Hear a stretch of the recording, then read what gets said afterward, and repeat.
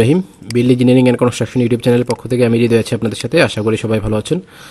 বিমের যে বাকি ক্লাসিফিকেশনগুলো আছে সেগুলো আজকে শেষ করব।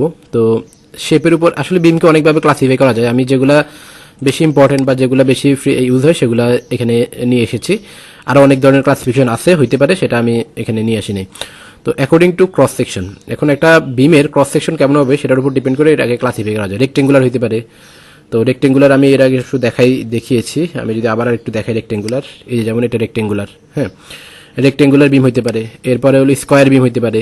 এরপরে টি বিম হইতে পারে, যে টি বিম। এরপর আই বিম হইতে পারে, যে আই বিম। আরও অন্যান্য এগুলো স্টিল বিল্ডিংয়ে বেশি ব্যবহার করা হয়, আই বিম টাইপেরগুলা। তো এই ধরনের শেপের উপর ভিত্তি করে বিমকে ক্লাসিফাই করা যায় একভাবে।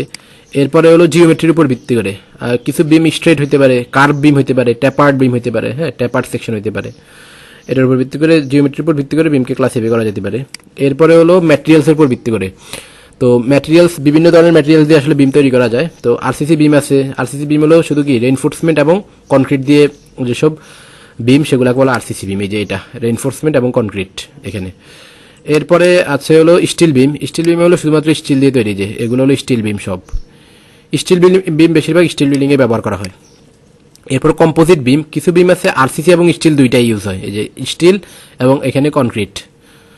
তাহলে এটা হলো কম্পোজিট বিম। এরপরে হলো লাস্ট যে টিম্বার বিম হতে পারে। টিম্বার, এই যে টিম্বারের বিম এখানে দেখতে পাচ্ছেন আপনারা। তাহলে এগুলো হলো আমাদের বিমের ক্লাসিফিকেশন বেসড অন ম্যাটেরিয়ালস। তো তাহলে আমাদের টোটাল বিমের যে ক্লাসিফিকেশনটা সেটা গেল। এরপরে আমরা আরও কিছু থিওরিটিক্যাল ব্যাপার আলোচনা করে আমরা তিনটা ম্যাথ আমি দেখাবো। প্রথমে হলো একটা সিম্পলি সাপোর্টেড বিমের স্ট্রাকচারাল ডিজাইন দেখাবো।